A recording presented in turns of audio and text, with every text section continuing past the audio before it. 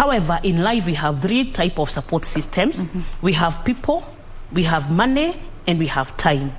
People, money, and time. If the people where you're taking your children have good values like you, that can also be very helpful, because they are going to know that there is more life outside our compound. However, these people also can be damagers to your children, and we know today even the domestic managers are damaging our children in the comfort of our home. Then we have money. This holiday is long, and this holiday also comes with very many camps for children. And also, I'm sure we'll be able to see vocational Bible studies this long holiday. Can you sacrifice that shilling and take your children to those camps? Then we have this time, which I said, can we make sure that we plan ourselves, our children? Let me tell us this. If we do not sacrifice for what we need will become a sacrifice. Therefore, we must make sure that we sacrifice for our children.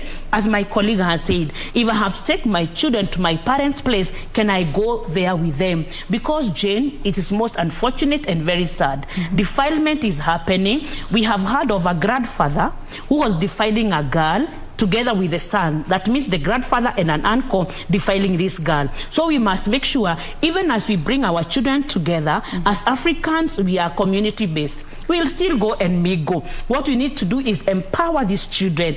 Jane, I normally tell them, as we talk to our children about the head and the shoulders, let us not run to the knees. Let our children understand, I am a girl. The word of God tells me we have a young sister and her breasts are still small. What shall we do for them? So before you take them to meet the family, you have to give them three things. You have to give them information. You have to tell them your private part. I normally call them private matters.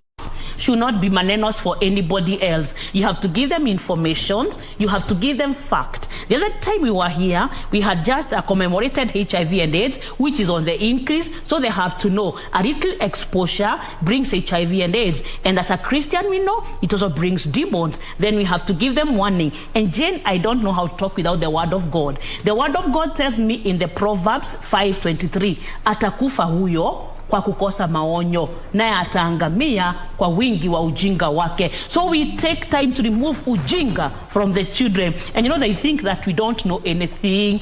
So we must make sure that we ground them very well, because they are our future. All right. Now, that another aspect and another reality that we're seeing so many families deal with in this day and time, and this is blended families. We have single parent homes, could be the mother or the father, and many variations of blended families. And for some, there are those that have gone the legal way. They have a parental responsibility agreement that clearly states out how the holidays are going to be spent.